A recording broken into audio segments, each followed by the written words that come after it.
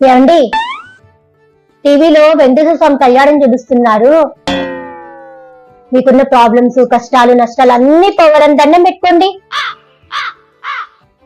వద్దులేవే, ఆయనే సుఖ సంతోషాలతో ఉన్న నా జీవితంలోకి కష్టాలని, నష్టాలని, ప్రాబ్లమ్స్ ని క్రియేట్ చేయడం కోసం నాకు నిన్నిచ్చి పెళ్లి చేశాడు.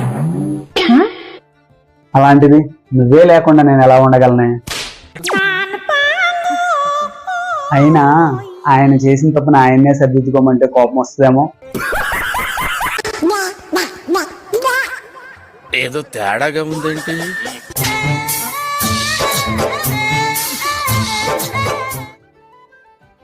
మమ్మీ, డాడీ ఎందుకు భయపడి ప్రతిసారి సాయంత్రం దాకా ఇంటికి రాడు?